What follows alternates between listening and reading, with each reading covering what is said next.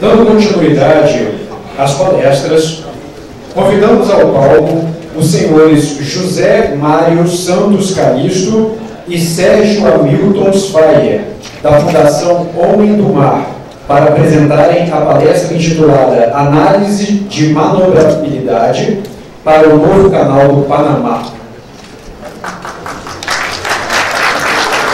Boa tarde. Gostaria de agradecer ao Panamá a oportunidade de estar aqui trazendo esse estudo que nós realizamos aí para o Canal Panamá. Na verdade, são as novas leituras do Canal Panamá. Foi um projeto que demorou realmente durante um tempo, demorou um pouquinho de tempo para a gente poder concluir. E também teve as considerações também que geraram um pouquinho, né, de, vamos dizer assim, de reclamações.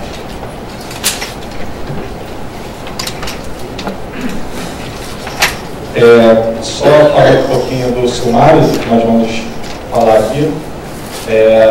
Nós vamos falar aqui, acredito que todos, ou a maior parte já nos conheçam, mas talvez tenha algumas pessoas aqui que não nos conheçam, então e daí nós vamos falar um pouquinho quem somos, o que nós fazemos, as nossas instalações. Essa vai ser uma fala um pouco mais breve, e depois aí sim nós entraremos em si na análise de manobrabilidade do canal. Bom, a Fundação do Mar, né, foi criada pelo Sindicato Nacional dos Oficiais da Marinha Mercante, né, em 10 de fevereiro de 2004, né, e o intuito dessa fundação, quando foi assim criada, foi de prover cursos, né, cursos esses que eram de especialização, que é a formação nossa, né, porque eu também sou oficial da Marinha Mercante, é feita pela Marinha do Brasil, que é excelente formação. Então, esses cursos que eram muitas vezes custeados pelos próprios oficiais mercantes, né, e normalmente os cursos, então, naquela época eram feitos na Europa, né, no famoso Aberdeen College e outras escolas da Europa, de Londres, enfim, eram cursos muito caros. E daí o sindicato teve a ideia de criar uma fundação para começar a ter esse tipo de curso de especialização. Dentro desses cursos aí, o mais importante da época também era o posicionamento dinâmico, né, que era assim também mais estruturado. E depois, pouco tempo depois, começamos também a ter outros tipos de trabalho, e foi gerada essa parte de consultoria e essa impressão de sempre ter um aperfeiçoamento dos oficiais da Marinha Mercante Brasileira e continuar com essa contribuição para o setor, continuaram reinando nas nossas mentes.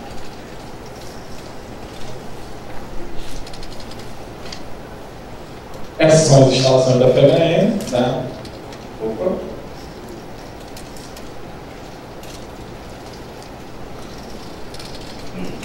Esses dois passadiços que vocês estão vendo aí, nós usamos também para a simulação do canal Panamá, né, qual um dos passadiços ficou sendo às vezes prático e o outro passadiço ficou sendo às vezes dos comandantes e revocadores. Porque lá são comandantes efetivamente que pilotam as embarcações, no caso de apoio portuário, no caso de apoio da dentro da FHM, nós temos lá 2 simuladores do tipo fumista, são simuladores de manobra. Temos 6 partes que seriam estações, né, que não são do tipo console, né, tipo fumista, mas também tem as mesmas propriedades operacionais também, parte de modelagem matemática também, respeita da mesma forma do que um passadiço fumista. E elas servem para fazer a integração de um tráfego aquaviário, ou se tiver que incluir mais navios dentro da simulação. Temos salas de TV, salas com smartboard, que são quadros interativos que você pode utilizar para fazer debriefing, sessões de debriefing após as simulações. E também praças de máquina, terminal petroleiro, são os tipos de simuladores que nós temos. Terminal petroleiro já é aquela visão de operação, no caso do terminal, né, junto com os navios, é um tipo de simulador que nós temos lá. Cargas líquidas já seria o lado do navio, que vai operar em conjunto também com o terminal petroleiro. Gerenciamento de crise, que é um simulador também que nós temos, que tem a propriedade de fazer uma previsão, né, dentro daquilo que, se tiver um evento de derramamento de óleo, por exemplo, hipoteticamente na Baía de Guanabara, a gente conseguiria ver, ou Baía de Guanabara, qualquer outro lugar do Brasil e do mundo, a gente conseguiria ter uma previsão, logicamente temos dados meteorológicos da região, prever até onde essa mancha vai e que tipo de arranjo necessário você vai combater esse tipo de evento e o custo que vai ser inserido para ter os tipos de equipamentos para combater essa mancha de óleo. Sala de BTS, tem uns cursos também em relação a isso, e sala também de operador de carta eletrônica.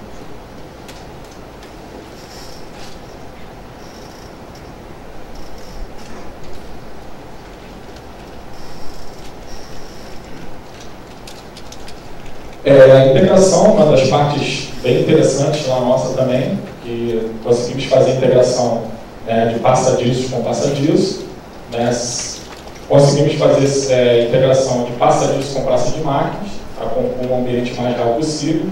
Terminal petroleiro, que é o simulador que faz a integração também com cargas líquidas, que é a situação de carregar e descarregar um navio, tanto do lado do operador do terminal quanto do lado do operador do centro de controle de carga do navio, e do simulador de VTS como qualquer simulador de passadiço, né?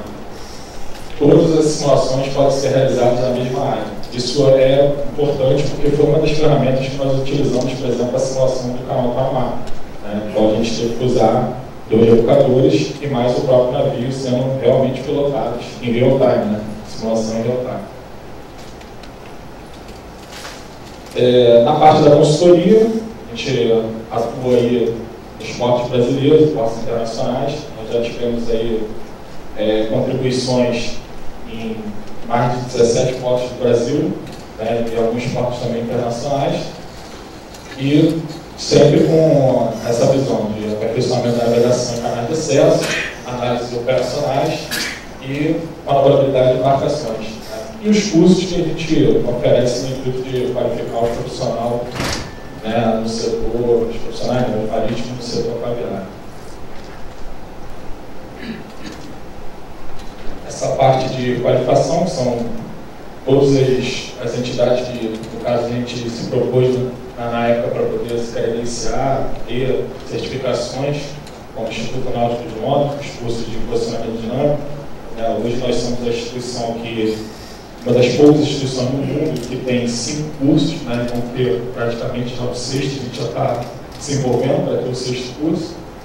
Né. Isso foi falado até pelo próprio Instituto Náutico, por considerar que tanto a estrutura como a nossa capacidade é boa para poder desempenhar essas funções e os cursos.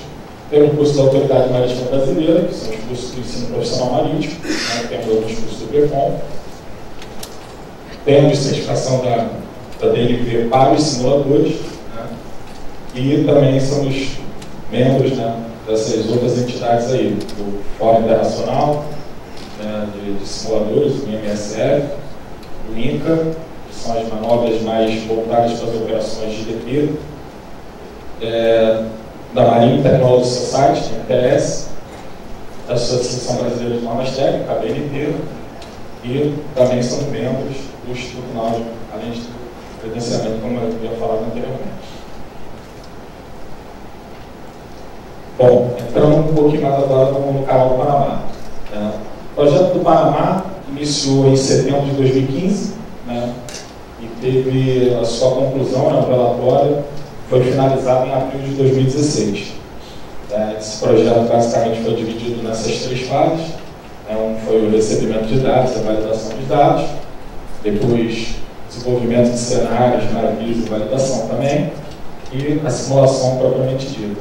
Essa parte de desenvolvimento de navio, o professor Spire, logo após a minha apresentação, ele vai poder explanar aí para vocês como é feito esse desenvolvimento. Bom, essa estrutura que hoje tem no canal do Panamá, né, a figura um pouquinho que mostra a parte de cima são as eclusas antigas, né? Então, Nessas eclusas antigas, o tipo de embarcação era uma embarcação, né, tipo Panamax, né, em torno aí de 294, com 32 de boca, e aqui, infelizmente, são rim, mas o calado são 12 metros. As novas eclusas, né, com essa nova visão de estar expandindo, né, toda essa parte do canal do Panamá, passaria a ter um navio de 366 de comprimento, com 49 de boca, e o calado passaria a ser 15, né, 15,2, 15 metros. Né. E essa dimensão também mudou um pouco, né, o que antes eram mais ou menos 300 metros de câmara, né, cada câmara tinha 300 metros, passaria a ter 427. Né. Foi um projeto aí que custou, segundo os relatórios da Aliança, em torno de 5 bilhões, né? E isso aí aumentaria a capacidade do navio e ampliaria o volume total de carga transportada. Essa é realmente a previsão do canal do Panamá. Esses navios passariam de 4.400 teus para 13.000 teus. Né? Como vocês verem, é uma saída de um navio, né, do porte menor, e saindo com uma classe de água, essa navio Panamax bem maior. Né? Então isso já demonstra um pouco da dificuldade que provavelmente iria se ter dentro dessas eclusas. Né? Os cenários, né, foram construídos respeitando todas as características locais, isso aí é fato, né? Todo mundo que se propõe a fazer simulação tenta fazer, né, o mais próximo da realidade possível, tem que respeitar toda a parte batimétrica, todas as construções que ali o terminal tem, né, ou a área tem. Né? Esse desenvolvimento foi feito pela equipe da FHM e utilizou o protótipo, né, objetos da própria biblioteca, e quando assim foram criados, a gente utilizou softwares conhecidos aí, como 3D Max, AutoCAD, todos eles têm georreferenciamento, né? E foi muito focada na área da postagem, curso de navegação, pontos de referência, né, para manobra, características locais e paisagem. Uma das coisas que, na verdade, a gente teve desafio dentro desse projeto é que, por exemplo, a parte de cenário, nem o próprio fabricante, né, porque nós adquirimos esse software que hoje nós temos, ele é de um fabricante externo, não somos nós que desenvolvemos esse simulador, e nem o fabricante tinha essas áreas. Então nós fomos os primeiros a desenvolver essa própria área do canal do Panamá, as novas eclusas, porque eles tinham as eclusas antigas, que é um formato totalmente diferente. As eclusas antigas, elas eram por um sistema que o pessoal chama de locomotivas, qual passam cabos, e as novas agora, a concepção é um pouco mais nova, qual tirariam essas locomotivas e toda a manobra seria feita com os rebocadores. Né? Essa retirada, segundo o pessoal da ACP, né, das locomotivas foi muito em virtude ao custo que se teria a manutenção dessas locomotivas, porque tem a questão de geração de energia, enfim, apresentaram N problemas, né? E aí então chegaram a uma nova concepção de ter uma eclusa diferente, que é uma eclusa que talvez já tenha já, se não me engano, na Alemanha também assim, em outros lugares que as eclusas já são de portas que se movimentam de forma automática. Então dá para ver um pouquinho aqui nessa imagem que são 3 câmaras, né? Tanto do lado Pacífico quanto do Atlântico. Cada câmara tem um jogo de um par, né, de 2 portas, né, 2 portões, e o que foi passado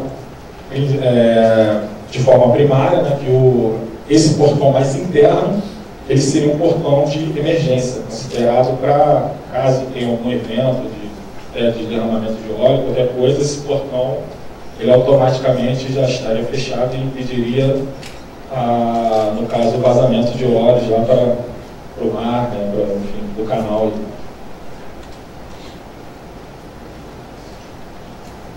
Essas foram as embarcações utilizadas para simulação, né, como vocês podem ver, desenvolvemos um navio realmente de 366, né, de comprimento, 49 de boca, 15,2 de calado. E esses rebocadores foram rebocadores que lá já tinham no local. Né.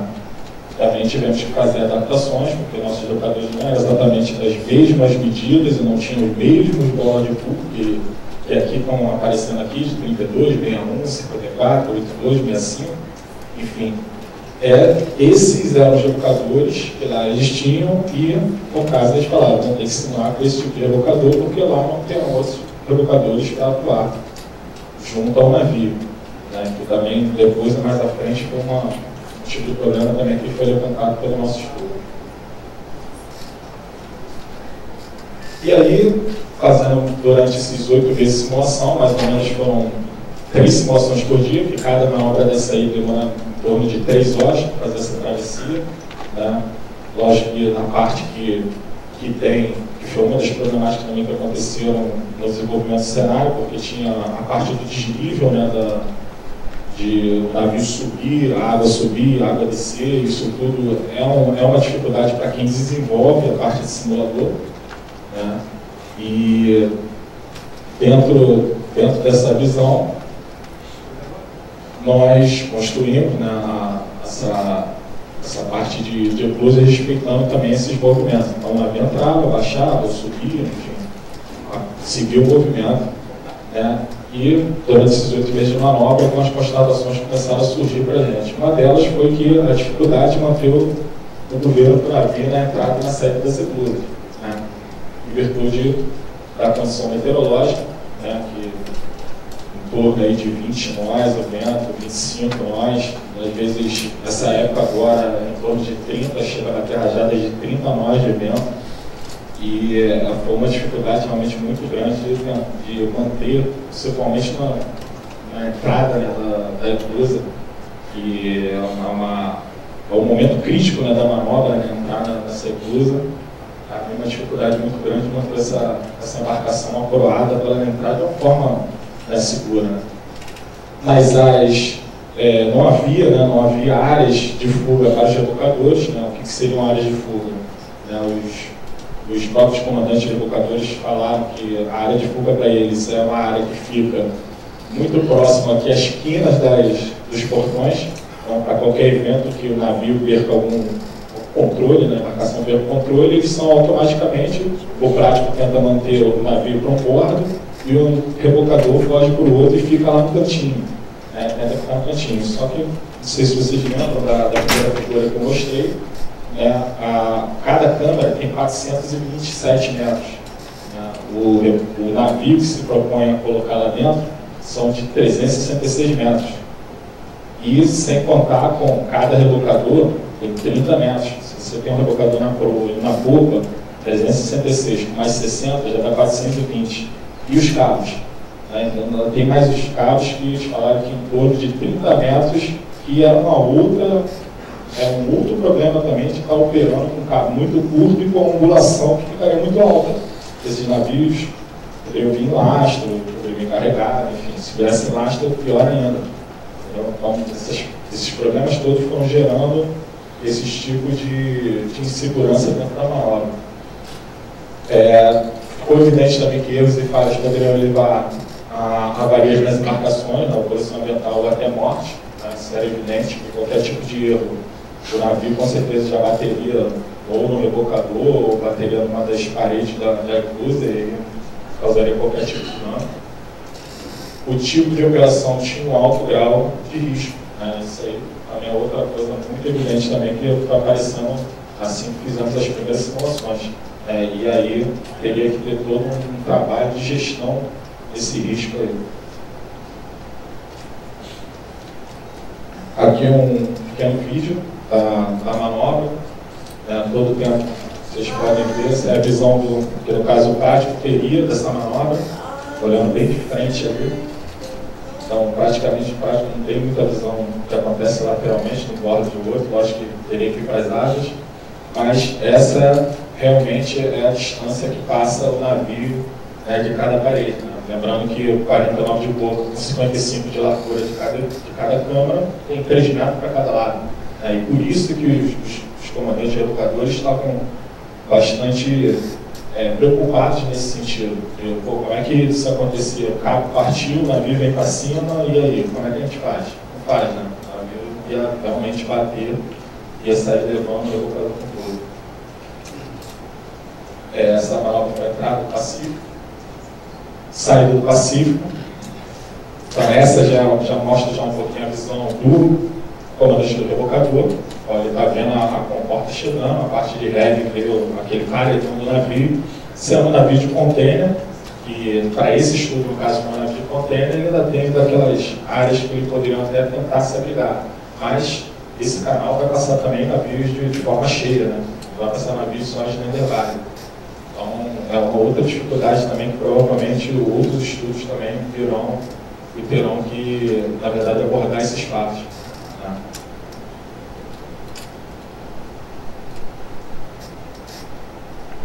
Essa é uma manobra de entrada no Atlântico. Tá? Então, essas manobras começaram tudo com as condições mais extremas, porque foi assim que foi solicitado, começaram com manobra mais extrema, posição extrema, com o máximo de navio que eu queria trafegar, porque essa é a configuração inicial determinada pela CP.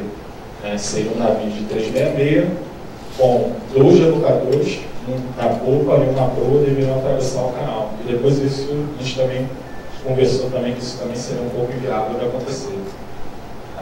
Então aí mostra as visões de cada um e também sempre passando muito próximo. Qualquer mudança de acoplamento da embarcação também era muito complicado também.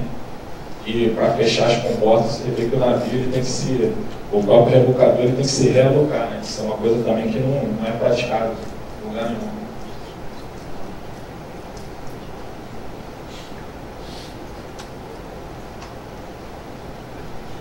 Esse é todo momento o navio tentando corrigir, o rebocador também tentando fazer os esforços para corrigir, porque o vento continua jogando ele para cima de algumas das paredes, dependendo da direção que vier o vento. Então essa é a tônica de toda essa manobra realizada aí no Canal do Panamá. Isso foi até uma das preocupações recentes da apresentação que eu fiz. Essa foi a mesma apresentação que eu apresentei 2 vezes no Canal do Panamá. Uma para a própria CP, né, para a Associação de Praias do Domínio Local, e a outra foi para os armadores, porque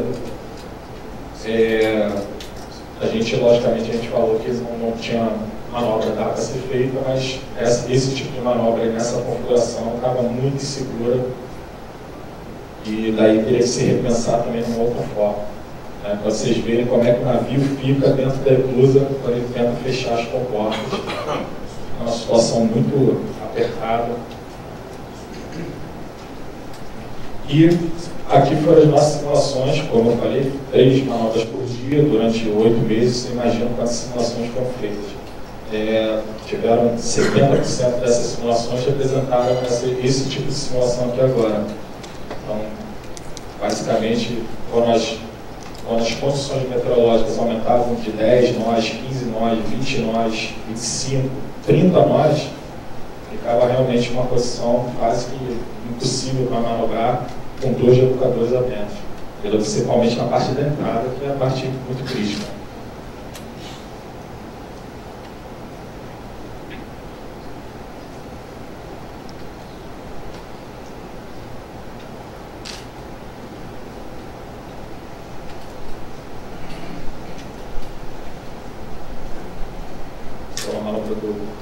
Do Atlântico, você vê que o navio já entra um pouco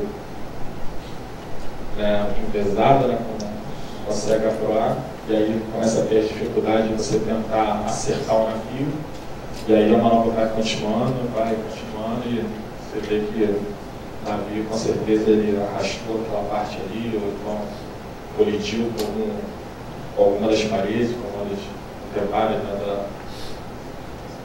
da eclusa. E aqui a triste realidade que efetivamente um mês após o início das operações das nossas eclusas do Panamá ocorreu um acidente. Semana passada, quando eu estava lá apresentando, dia 19 ou dia 20 de outubro, na semana passada, tivemos a notícia que teve um outro acidente. Nós não sabemos ainda qual foi a proporção, porque ainda está muito confuso ainda, as pessoas cada uma dizendo uma informação, mas enfim, para vocês terem uma noção do que o que foi simulado, e o acidente é até muito parecido. Isso aqui é a carta eletrônica do navio, né, container Shin Feizhou, né, que mostra efetivamente o acidente que ocorreu no Canal do Panamá, qual teve um rasgo aqui no casco. Né, vocês podem ver que a configuração já está um pouco alterada, porque isso também, como foi apresentado para a praticagem, né, sobre conversas muito conosco, né, a gente pôde contribuir também dessa forma de tentar mudar a configuração. Eles tinham pensado em alterar, botar 5 rebocadores para fazer essa entrada, e um dos problemas de ter 5 rebocadores para entrada é que se teria a frota suficiente para poder atender o volume de navios que passariam tanto nessa eclusa quanto na outra, porque a antiga continuou operando. Então, isso foi uma outra coisa que teve que reformular, teve que repensar, e eles chegaram ao número de 3 rebocadores para fazer a manobra, mas para vocês verem que é muito complicado mesmo. E uma questão que foi primordial que a gente tinha levantado, que está comprovando aí, porque o acidente realmente aconteceu, que o cliente simulou, e o que pasmou a gente foi que esse navio, as características principais desse navio, na verdade, são menores do que os navios que nós simulamos. Esse navio aqui ele tem 3,35 de comprimento e 42,8 de boca. O navio que nós simulamos tem 3,66 e 49. Ou seja, realmente é muito seguro manobrar nessa configuração com esses tipos de rebocadores. Porque para essa situação de realmente de uma condicionante meteorológica forte, porque muitas das vezes os armadores só olham para o produto final. O produto final é sempre pensando aumentar o calado, aumentar o navio. Só que cada vez que você aumenta as dimensões, tanto calado, quanto comprimento, quanto boca, você, no caso de um navio container, você está aumentando também a área bélica, E o vento passa de atingir uma área bélica de repente de 3 mil metros quadrados, passa para uma área de 6 mil, 7 mil, enfim. Essa manobra vai ter um risco muito maior, talvez até duplicado ou triplicado, num caso desse tipo. E esse aqui foi o efetivo rasgo que aconteceu no casco do navio. Como eu estou falando com os senhores, eu não sei exatamente o que houve nesse segundo acidente, mas o primeiro acidente foi até saiu uma matéria na New York Times, falando sobre toda a construção, realmente uma construção fabulosa, maravilhosa em todos os conceitos, e realmente talvez o erro foi realmente na gestão de todo o processo, pelo que a gente soube, conversando com as partes, que esse projeto foi um projeto muito distante, foi um projeto em que não houve uma conversa para praticagem, o projeto foi feito antes de ter uma conversa para praticagem, não chamaram as outras partes que talvez seriam necessários para compor esse tipo de projeto, chamar de repente os comandantes dos rebocadores, talvez os comandantes dos navios mesmo, porque essa classe nova, normalmente os comandantes pegam, já tem o próprio feeling deles já com relação ao navio, dizendo, esse navio é assim, navio é assado, então isso contribui para na verdade, chegar ao risco aceitável, porque a natação, lógico, é uma atividade, a praticagem é uma atividade, esse tipo de manobra também é uma atividade de risco. Agora basta a gente saber, na verdade, tentar mitigar esse risco, chegar a uma condicionante que consiga prover segurança. Essa que é a grande questão. Então, a gente também notou que logicamente, a falta de habilidade, experiência poderia levar a acidente. Mas a questão principal não era justamente ficar julgando se A ou B tem uma determinada habilidade ou tem uma determinada experiência para fazer esse tipo de manobra. Até porque a gente sabe que os práticos lá têm super experiência, os comandantes lá têm super experiência, o comandante do navio também provavelmente deve ter uma grande experiência, mas o fator maior mesmo é o fator humano. É levar em consideração o fator humano.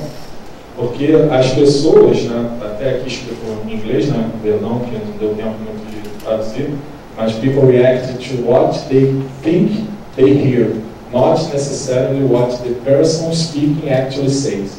Isso é mais ou menos dizendo que normalmente a gente tem reações dependendo do nosso estado do momento. Essa é a grande verdade.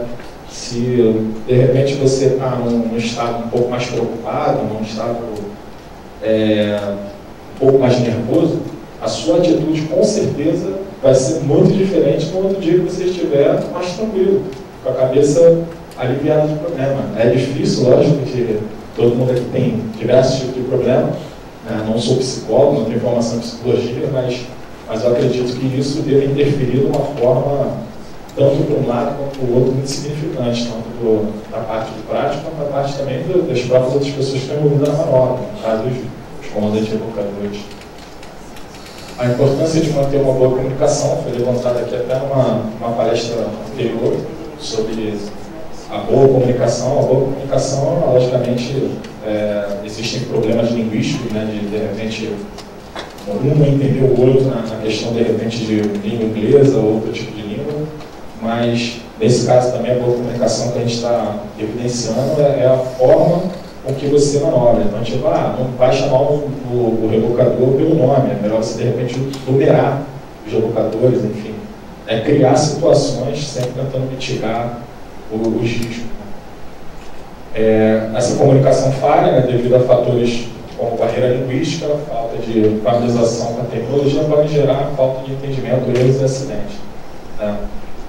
Isso até mesmo aconteceu, mas não sei se nesse caso aqui foi o fator principal. Na verdade, a gente está vendo que é uma árvore mesmo de falhas que está gerando isso aí, né? Desde a concepção lá de realmente não juntar as partes, não verificar o que cada um tem a acrescentar, enfim, é um erro que gerou isso aí.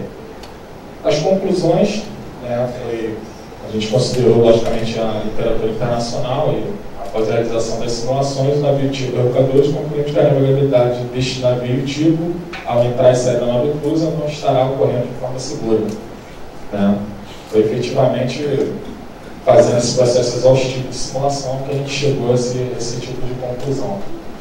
Chegamos também informando que o código necessário para realizar essas manobras não era o suficiente, né, em virtude da condição meteorológica, que a todo tempo o revocador ele não conseguia nem conseguir parar o navio estaticamente. Então, o navio parado, o revocador não conseguia aguentar se botasse só corrente ou vento, enfim, empurrando o navio.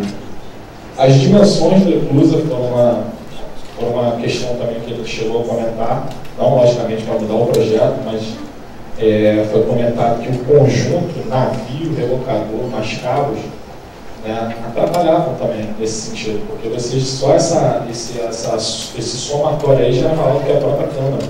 Então, uma das soluções que até pensaram lá no momento, uma das pessoas que estavam lá, os armadores lá, falaram: não, tudo bem, então lá são 2 portões, o portão que é de emergência fica sempre aberto. Então, uma solução que você vê que é o passafá, né? Mas o passafá normalmente não está muito certo. Não existem áreas de fuga para os revocadores, como eu tinha comentado anteriormente, pouco espaço. Infelizmente, se acontecer qualquer coisa, os revocadores provavelmente vão sofrer algum tipo de avaria. E durante essas simulações ocorreram diversos eventos de proximidade de acidente, né? O near miss, que era um navio quase batendo no revocador, o revocador quase batendo no anteparo, que precisa fazer uma certa angulação para poder trazer o navio de volta, enfim. Dentro dessas simulações, usamos muito pouco a máquina do navio em si, porque era uma condição também que a gente saberia que poderia atrapalhar bastante, né? Ainda mais que o navio container, você só poderia usar paletadas. Não usamos ball thruster também, porque, por exemplo, outros tipos de navios, né? Não um navio de container, mas talvez um outro navio petroleiro talvez não teria esse recurso, então eles mesmos pediram, não usem. E é isso aí. Recomendações. A FHM recomendou uma avaliação de risco operacional, uma coisa mais prudente, né, a se falar, vocês realmente têm que fazer uma análise de risco, uma avaliação e uma análise de risco, né, sobre o ponto de vista operacional, né, porque o relatório da Aliança, né, que é a seguradora do canal do Panamá, estava lá uma análise de risco, mas em relação ao empreendimento, né, não efetivamente sobre a operação, qual você tenta fazer um brainstorm, trazer todo mundo e realmente expor, né, todas as questões que são de risco e como mitigar elas. E as ferramentas são essas que a gente apresentou. Vem lá, se vocês quiserem referências, tem a ISO 31000, né, que é de gestão de risco, para falar sobre A gestão de risco efetivamente ajuda as organizações a ter um bom desempenho, né, com relação às incertezas. Tem as próprias técnicas focadas na análise de risco, que também analisa 31010, enfim. Isso tudo foi até uma das questões que foram trabalhadas na BNT, né, que é uma das coisas que eu até tinha colocado também na apresentação lá para o Panamá, dizendo, ó, lá no caso do Brasil a gente está resolvendo dessa forma, né, que foi trazer para a BNT, né, então, logicamente a FEGAM participou junto com o USP, junto com a própria Praticagem, junto com outras empresas também, e foi trazer esse conceito de gestão de risco também dentro da própria BNT do planejamento portuário, 13246. É muito importante ter esse tipo de noção dentro dos projetos, para que não tenham esse tipo de contratempo futuro. Né? Na verdade, se o canal do Panamá parar por causa de uma batida, uma avaria, né? um próprio derramamento de óleo, vocês já viram um prejuízo aí que até uma apresentação anterior falou aí da pessoa da ANTAC.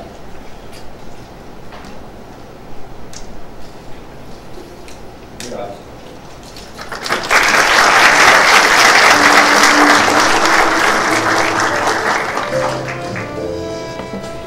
Bem, o tempo que eu tenho é pouco, então eu estou ali na cadeira contando o relógio, tirando transparência. Eu ainda falo transparência, você vê?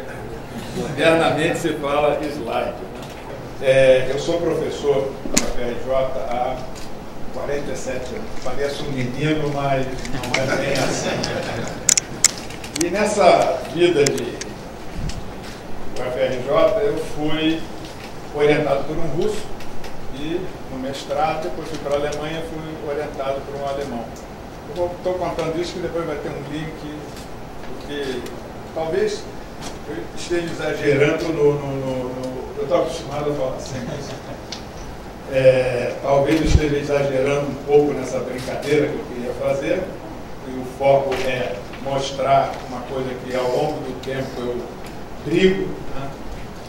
E mas enfim, nesses anos todos, né, nos últimos 23 anos particularmente, eu lidei com 3 simuladores de Manaus. Um deles foi do Ciaga, quando eu conheci o Mesquita era um garoto, resolveu fazer mestrado e doutorado logo com quem? Comigo. Aí ficou assim meio perturbado, deu azar. E nessa época, nós modelamos alguns navios no Ciaga. A gente tinha curva de giro, zigue-zague, não sei o que, várias coisas do navio, e a gente conseguia modelar. Mas eu sempre escutei, é uma cultura que se tem, que o simulador é um videogame, o simulador não sei o quê. Como eu já ouvi gente dizer que tinha um simulador que fazia tudo, e na realidade ele só estava preso a alguns navios.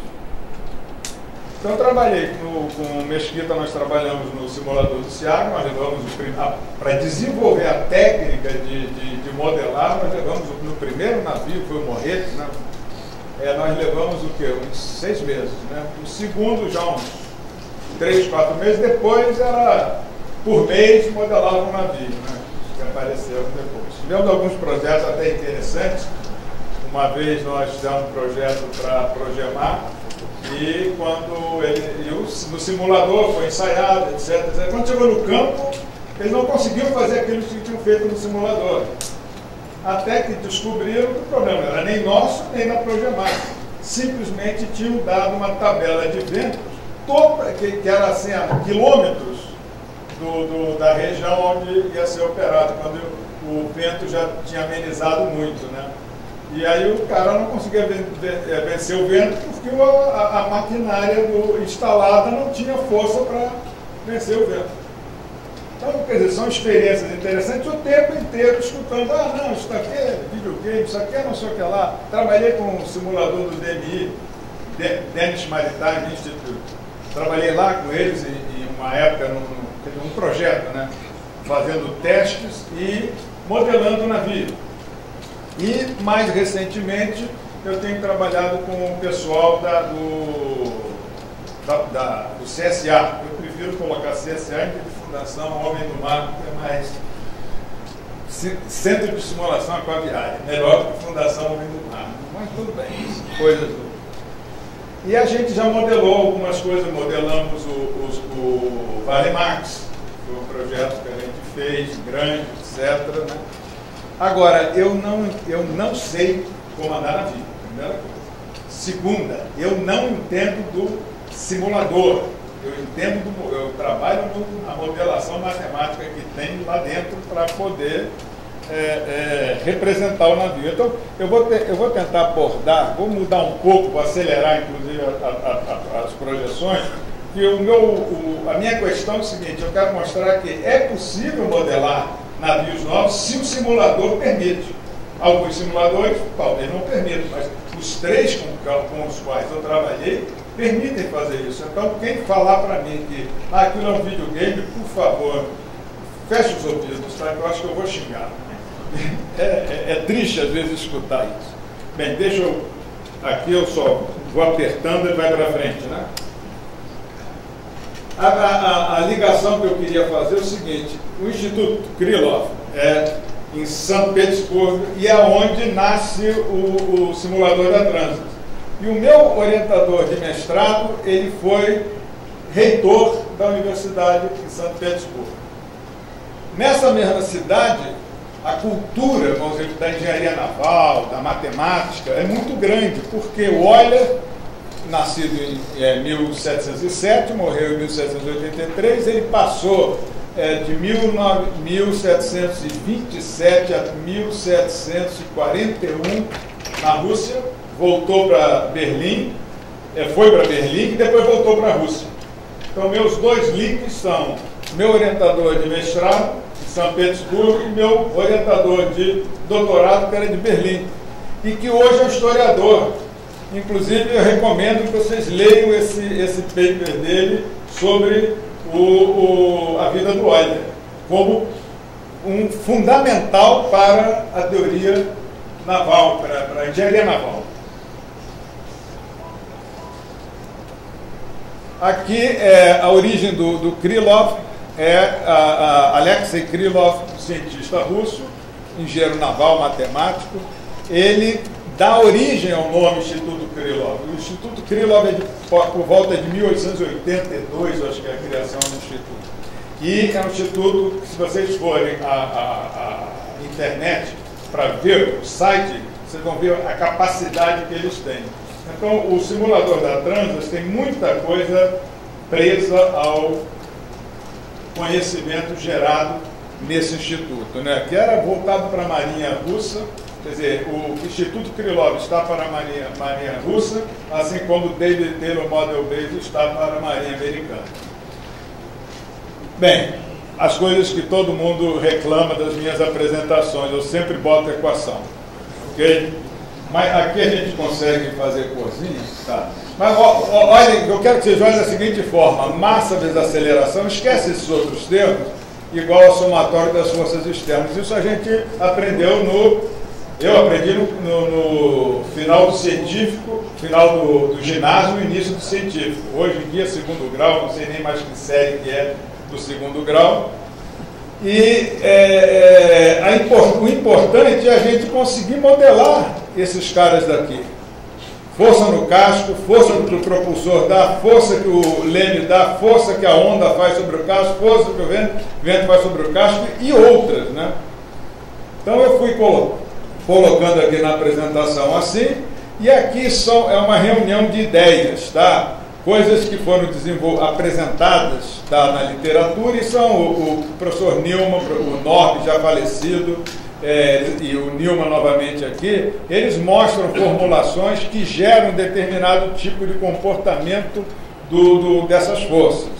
E a gente, então, usa essa base de conhecimento para a gente intuir como é que deve ser a construção dos modelos. Isso aqui já, depois de retrabalhado, esse outro se referiria...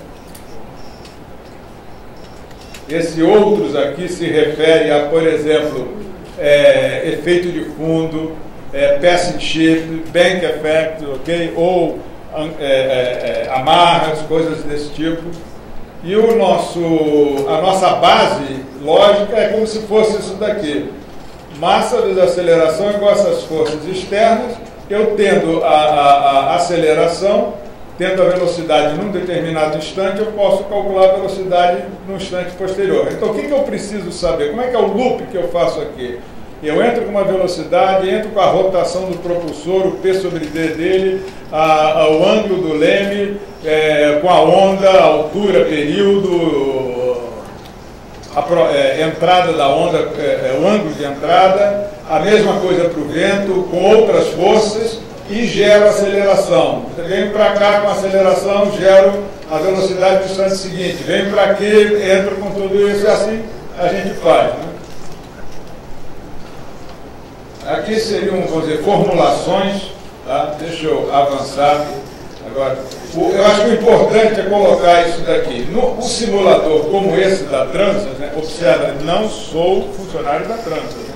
Não estou fazendo aqui propaganda. Aqui a minha defesa é o seguinte: se eu tenho a possibilidade de dar a função força em função das diversas variáveis que ela depende, eu sou capaz de simular um navio novo. O problema é determinar essas forças, tá? Então eu tenho que ter técnicas para fazer isso. Aqui seria um caso em que eu estou, no caso anterior, uma contribuição que só depende do ângulo de ataque, e aqui a contribuição depende se o navio, quer dizer, o navio está se deslocando com certo ângulo de ataque, é a primeira contribuição. Mas se ele simultaneamente está tendo uma rate of turn, eu comporia com essa segunda parte. Só que isso eu preciso modelar, eu preciso descobrir como que eu imputo isso no sistema. Para o propulsor, curva KT-KQJ clássica nos 4 quadrantes, né? Aqui são 2 e 2 quadrantes, a curva KQ nos 4 quadrantes, tá? Aqui a curva de Leme. Então tudo isso daqui eu tenho que saber modelar e entrar com ele no simulador. E aqui bem, essas imagens que eu tirei do manual. Para eu entrar aqui com as forças devido às ondas, eu precisaria entrar com esses coeficientes daqui. Isso aqui o que é? Navio em ondas. Determina-se isso. A questão é que a tela de entrada disso eu não posso tirar do simulador. Eu trouxe o que está no manual. A outra, acho que eu não tenho permissão de, por livre e espontânea vontade, publicá-la. E também essa outra parte de resistência adicional, por exemplo, e drift. O Mesquita e eu discutimos muito sobre esse drift para não deixar de colocar no ABNT, né? Então seria esse drift na direção longitudinal, na direção transversal. E a mesma questão, vamos dizer, a gente precisa conhecer aqui, chip to chip. Isso aqui é uma das telas de chip to chip. Se eu consigo descrever e entrar com a relação, a influência de outro navio, tudo bem, eu conseguiria modelar. Mesma coisa para bank effect, mesma coisa para squat, e, enfim. Esse é um trabalho que foi publicado recentemente. Esses caras daqui, o Alexandre e essa menina, esse cara e essa menina, eles são do trabalho para esses aí trabalham para Transas. Eles publicaram nesse MASCOM em Hamburgo esse ano, né, um trabalho onde eles colocam então essa afirmação. E lá eles descrevem vários modelos que eles têm para chip to chip, back effect, etc. E eles colocam essa frase dizendo, olha, os modelos nossos são baseados em dados do Krylov, do Instituto Krylov, MMG Group, o grupo japonês, assim como medidas em tanque de prova, tá? Cálculos com CFD, e ainda podemos usar técnicas de identificação de parâmetro quando eu tiver resultados de prova de mar. Isso é o que mais eu e Mesquita fizemos, né? Nós trabalhamos muito nessa parte daqui. Embora o da Progemar a gente usou o resultado de modelos, E isso a gente fez no projeto da Vale, a gente usou resultados de tanque e resultados de simulação numérica para poder modelar o navio. Eu acho que... Não, esse aqui eu não quero. Esse aqui, só se alguém me chatear e fizer pergunta, eu mostro essa figura. Ok? Bem, eu acho que com isso eu espero ter dado o recado, ninguém mais falar que é um videogame que só tem certos navios, a gente consegue, basta que a gente... Não, o simulador tem que ter entrada para a abrangência de ser função de todos os parâmetros que são importantes. Ok? Obrigado.